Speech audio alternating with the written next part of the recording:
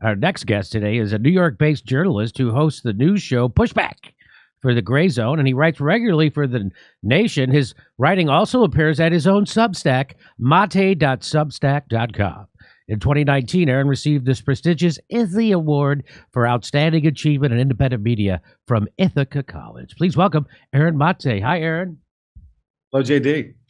So I saw you tweeted this out. You said on February 19th, the Wall Street Journal said German Chancellor Scholz proposed to Zelensky that Ukraine renounce its NATO aspirations and declare neutrality as part of a wider European security deal signed by both Putin and Biden. Zelensky said no, and here is what it is. It says, so that's the German guy, Mr. Scholz, made one last push for the settlement between Moscow and Kiev. He told Mr. Zelensky in Munich on February 19th that Ukraine should renounce its NATO aspirations and declare neutrality as part of a wider European security deal between the West and Russia. The pact would be signed by Mr. Putin and Mr. Biden, who would jointly guarantee Ukraine's security. So this could have avoided a war. It sounds to me like this could have avoided a war. Mr. Zelensky said Mr. Putin couldn't be trusted to uphold such an agreement and that most Ukrainians wanted to join NATO. His answer left German officials worried that the chances of peace were fading. Now, Aaron, what does this look like to you? Does it look to you that for some reason, he's being used as a pawn, Zelensky, and could be? Yeah, he's definitely being used as a pawn. Here he is being offered by Germany a proposal that he's going to be ultimately have to accept anyway, or else his whole country gets destroyed. Unfortunately, that's just the grim reality of committing to Ukrainian neutrality and not joining NATO. And he knew, and he's admitted this, and you might have the clip, Jimmy. Well, here's the clip. What Zelensky admitted. Let's hear what he admitted. He was told by NATO that you're not going to join, but we're not going to admit that publicly. We're going to keep the door open publicly. So basically, keep the door open publicly to an outcome we're actually not going to accept in practice. Why? Just to bait Russia. So Zelensky chose to risk war to go along with that ruse. So, yeah, so this will be a translator speaking, but you can requested them personally to say directly that we are going to accept you into NATO in a year or 2 or 5.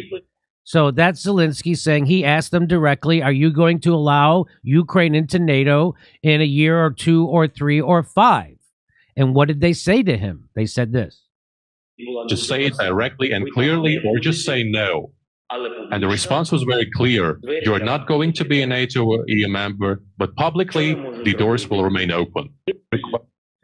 And so why would they keep the door? So NATO said, no, we're not going to allow Ukraine into NATO. Zelensky seemed to want that. He says the people of Ukraine want that. NATO said, you're not going to get that, but we will publicly pretend that the door is open. Why would NATO want to pretend that publicly the door is open for Ukraine to enter NATO? Aaron? Well, for one, especially the U.S., the people who run the U.S. are such fanatic Russophobes, Russia haters, that they don't want to give Russia any kind of win, even if it's just a completely symbolic one, like Ukraine not joining NATO, which they apparently agree with anyway. And the more sinister explanation, which I also think is true, is that they wanted to use NATO membership to bait Russia into invading, to use Ukrainians as cannon fodder to bait Russia into a war. And by the way, this is a policy that was set out in a 2019 RAND study. I read about it in my newest article at matcha.substack.com, where this RAND study, a Pentagon-tied think tank, talks about the best ways to overextend Russia. That's the topic of the study. And the top strategy that they come up with is providing more weapons to Ukraine in order to basically compel a Russian invasion. And that would be a way to bleed Russia. So that is what I believe the strategy was. And that's why they wanted to use Zelensky in Ukraine to leave the door open. Basically, leave the door open to NATO publicly, to leave the door open to a disastrous Russian invasion of Ukraine. And Zelensky went along with it. So even though NATO was never going to allow Ukraine into NATO, they publicly said they might in order to bait Putin into invading Ukraine. why would Zelensky go along with that? Why would the president of Ukraine allow himself to be used as a pawn like that? Yeah, why would he reject, just days before the invasion, a measure that would essentially enshrine what he was told anyway, which is that Ukraine is not going to join NATO? Again, that proposal you read out from Germany was Ukraine just commit to neutrality and not joining NATO. So why would he reject something that was already reality anyway, according to what he says he was told? Well, for a few things. One, he's sold out to the U.S. And also because, and this is where I have some sympathy for him, where it is true that if he did agree to make peace with Russia and basically accept neutrality, he would face a coup. The far right in Ukraine have threatened him with a coup and even threatened to kill him. There are far right leaders who have literally threatened Zelensky's life if he makes peace with Russia, including accepting neutrality. So this is where Zelensky, the most generous interpretation you can make is that he was scared for his life. And he knew that if he actually reached an accommodation with Russia along these lines, he would pay the price. Now, where the U.S. has a major responsibility here is that if the U.S. had stepped in and said, we have Zelensky's back, so if he makes peace with Russia, if he accepts neutrality for Ukraine, and if he also ends the war in the Donbass, which he had refused to do, despite being elected on a campaign of peace. Recall that the war in Ukraine didn't start when Putin invaded. It began in 2014 when the U.S. backed a coup, and that coup government essentially launched an assault on Ukraine's ethnic Russian population, who took up arms with Russia's support. And that led to this brutal 8-year-long war in which over 13,000 people died. Zelensky was elected on a mandate to make peace with the rebels in the Donbass, to implement the Minsk Accords. What happened, though, he was immediately threatened. The far right held rallies, threatening to kill him. And so the only force that could have saved him and actually pushed through peace would be the U.S., because the U.S. after the coup has major leverage inside Ukraine. That's just obvious. Look no further than the fact that Hunter Biden got a Burisma board seat to speak to how influential the U.S. is, especially Joe Biden. And so Joe Biden, after coming in, could have said he has Zelensky's back on neutrality, and he could have Zelensky's back on implementing the Minsk Accords and ending the Donbass war. Instead, he encouraged Zelensky to crack down on his opposition. That's why in early 2021, right after Biden took office, Zelensky banned 3 major opposition television networks. Soon after that, he went after the main opposition leader inside Ukraine, who was tied to Russia. And meanwhile, the U.S. and Ukraine under Biden and Zelensky signed all these agreements, basically deepening U.S. Ukrainian military integration and enshrining NATO membership as a goal. So that's what the U.S. did. At every step of the way, the U.S. encouraged Zelensky to not make peace with Russia. And Biden effectively took the side of Ukraine's neo-Nazis, not the Ukrainian people who had elected Zelensky on an overwhelming mandate to make peace. And so why would the United States want to bait Putin and Russia into invading Ukraine? Well, one reason would be because they had a deal with Germany that if Russia did invade Ukraine, that Germany would stop that Nord Stream 2 pipeline. And so that's maybe why Biden wanted to, and the administration of the United States wanted to bait Putin into doing just that. And so now, I don't know if you know, as we reported, the United States now has a deal to sell more liquefied natural gas to Europe, where right now Russia provides 40% of the gas to Europe, and that's too much for the people in the United States. They figured out here, the fossil fuel companies, Exxon has figured out, we can provide that for the people of Europe. We don't need, and so they did that exact, so it looks as if they did that exact thing that would provoke, and of course it's a fossil fuel war again. And I want to show you this. So there is Zelensky admitting that they will never allow him in NATO, but he's going to still publicly pretend. And now this is his political advisor. This is Oleksii. Anyway, here's what he says about, this is from 2019. So this is the president of Ukraine's advisor in 2019, and he's going to tell you how they instituted or instigated this war. Watch. You know what? Turn it down and I'll read it. So take down the volume and then I'll just read it. So she says, she asked, so if Ukraine receives nuclear or weapons from NATO, what will that do? And he says, in this case, we can speak about some dates of termination of war in the East. No, we don't. Hang on. I got to back it up. No, we don't speak about any dates of termination of war, he says. Quite the opposite. It will most likely prompt Russia to launch a large-scale military operation against Ukraine. Huh? Yeah. Because they'll have to degrade us. So if they get weapons from NATO, he's saying in 2019, it'll probably prompt Russia to invade them because they'll have to degrade us. Okay. Keep going. In terms of infrastructure, and to turn everything here into a devastated territory. So they'll have to degrade them in terms of infrastructure, okay, so that the NATO would be reluctant in accepting us. So he's saying that Russia would then decimate Ukraine to make it not that attractive of a place for NATO to want to absorb into NATO. That's what he's saying. And then she says, you mean that Russia will dare to directly confront NATO?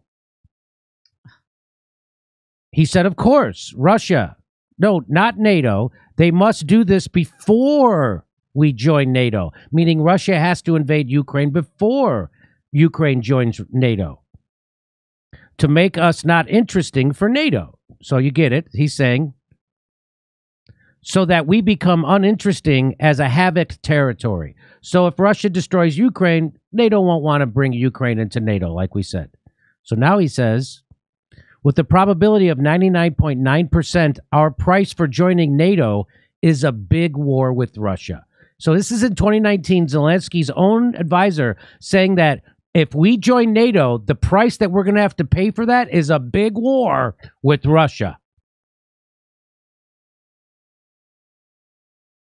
And if we do not join NATO, it's absorption by Russia within 10 to 12 years. So he's saying that if our two options are we either go have a full-out war with Russia or Russia's going to absorb us into they're behind their red curtain that doesn't exist. Here's the fork we're facing now. That's the challenge. And now let's make a choice. But wait, if we put it on the scales, what better is the case? What's better in this case? Of course, large-scale war with Russia and joining NATO as a result of the defeat of Russia. That's the coolest thing. So that's what their choice is. Their choice, he doesn't want to be absorbed into Russia, which is BS. But that's this false dichotomy, is either full-out war with Russia and then join NATO or be absorbed into Russia. And he's saying we are choosing a large-scale war with Russia and then joining NATO.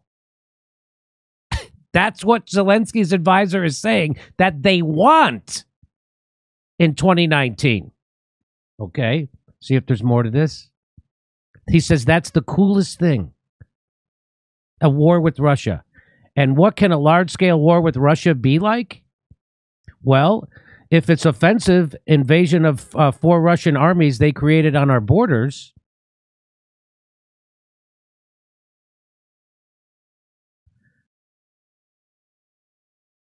so you get the picture. So I don't need to show you anymore. You got it. So let me bring in Aaron.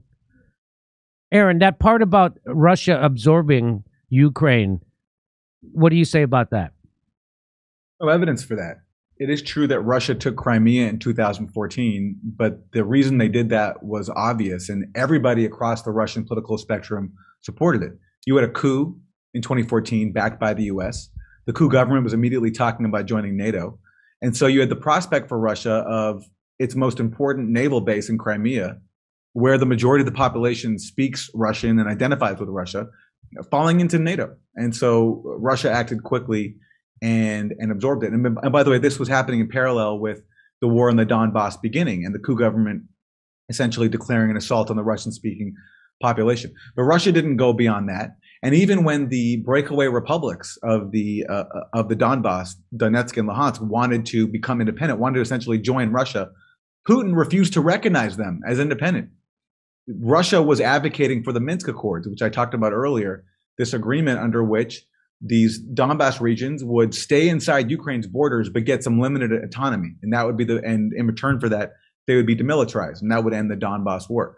It was Russia that was advocating for that to be implemented. So Russia was advocating for a peace deal that respected Ukraine's borders, with the exception of Crimea, which they took, and again, which, according to all polls, the majority of the population in Crimea supported Russia taking it, and even Alexei Navalny inside Russia supported that move as well, just because Crimea was seen as so integral to Russia's security. And so this notion that he has that if we don't join NATO, then Russia's going to take us over in 10, 12 years, there's no evidence for that. And in fact, look, if you go back to the coup of 2014, the problem there was the US and the EU insisting that Ukraine make a choice between, it was either Russia or the West, because the EU was trying to force Ukraine to sign this economic deal that would have essentially cut off Ukraine's ties to Russia and also accept really, really harsh austerity. And for Ukraine, that was just suicidal, especially when you have a large segment of the population in Ukraine, although it's declined because people have left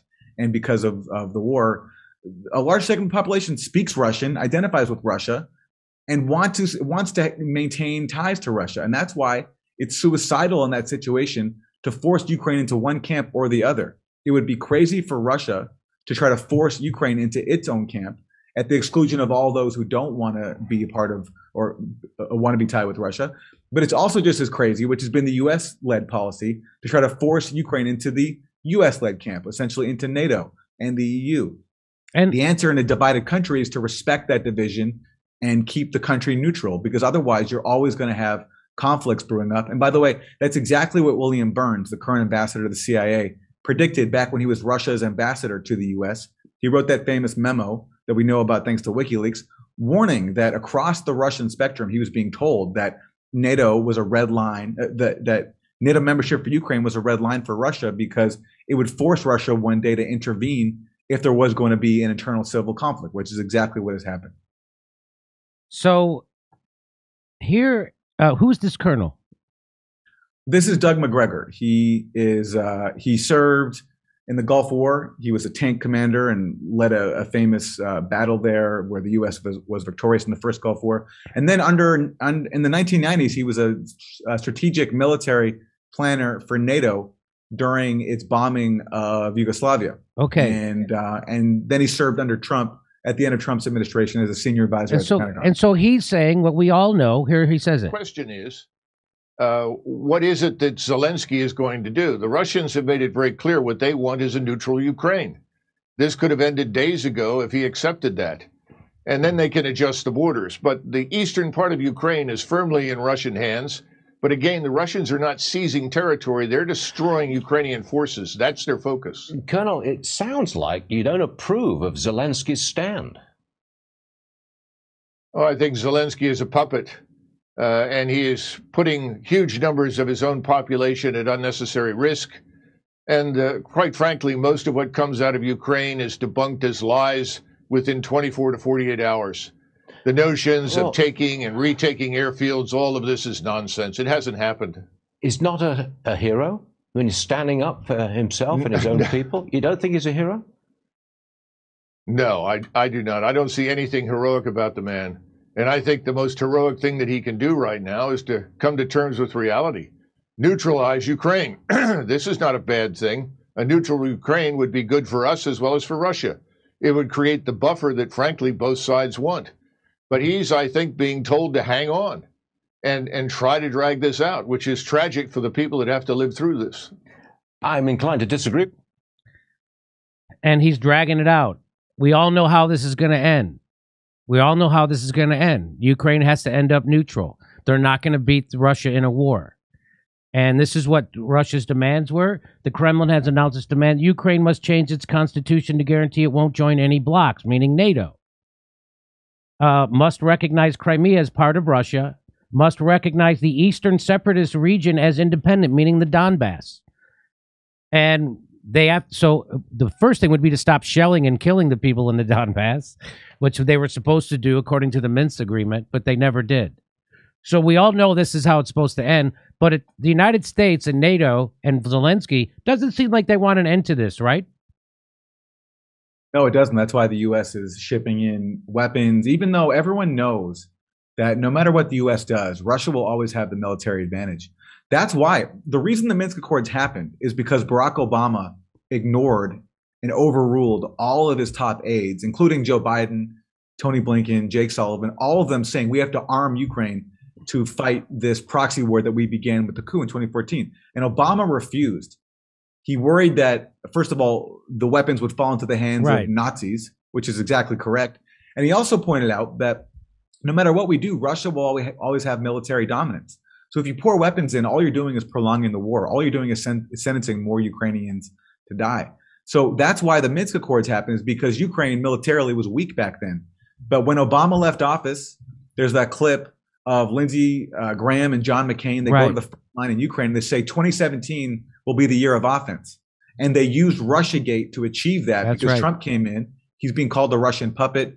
He needs the support of Republicans in case he gets impeached as the Mueller investigation is going on. He caved pretty quickly and he sent the weapons to Ukraine that Obama would not send. And Biden comes into office and basically picks up where him and Jake Sullivan had left off, where they were urging Obama to arm Ukraine, use Ukrainians as cannon fodder. And now Obama is out of the way and they've picked that up. And here we are. Come see a live stand-up show or be in Orlando, Tampa, Cleveland, Columbus, Pittsburgh, Las Vegas, Omaha, Des Moines, everywhere. Go to jimmydorecomedy.com for a link for our live show tickets. Also, become a premium member, get access to all our extra stuff, and help support the show. See you at a live show. Single tickets now available. Single tickets available.